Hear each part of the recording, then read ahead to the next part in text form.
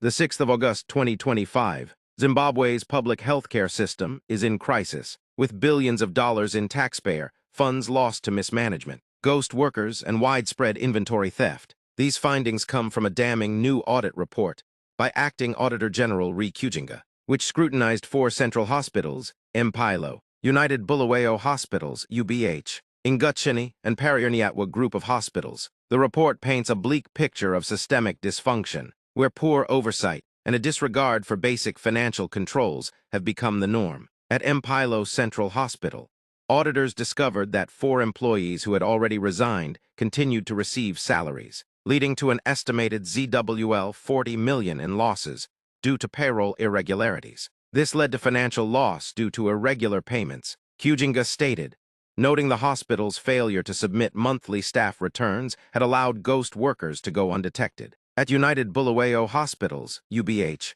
the situation was equally dire. Radiographers, doctors, and nurse aides reportedly failed to present themselves for verification exercises. The Human Resources Department could not provide duty rosters or leave records to justify their absences. Employees did not present themselves to auditors, and no documentation was provided to justify paid absences, the report highlighted. Shockingly, some staff at UBH were found to be practicing without valid professional certification, an outright violation of the Health Professions Act. At Ngutsheni Hospital, pharmacy stock records showed 1,611 units of phenobarbital in storage, but auditors found empty shelves. Critical items like bread, fuel, and sugar were also missing without trace. There were no reconciliations or follow-ups to locate the missing inventory, said Kyujinga, calling for tighter control mechanisms and investigations. Nyatwa group of hospitals also came under fire, with a reported ZVAITWA 520 million discrepancy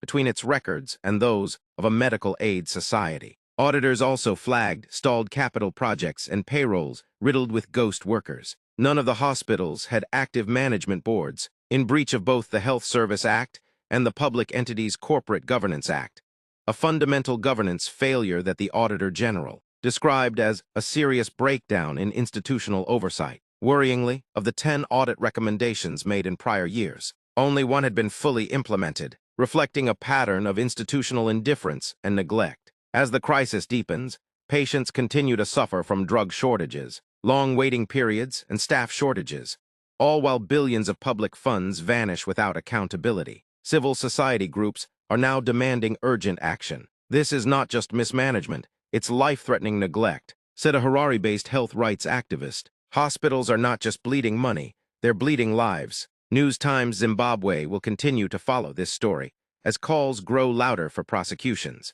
reforms, and a full overhaul of Zimbabwe's hospital governance systems.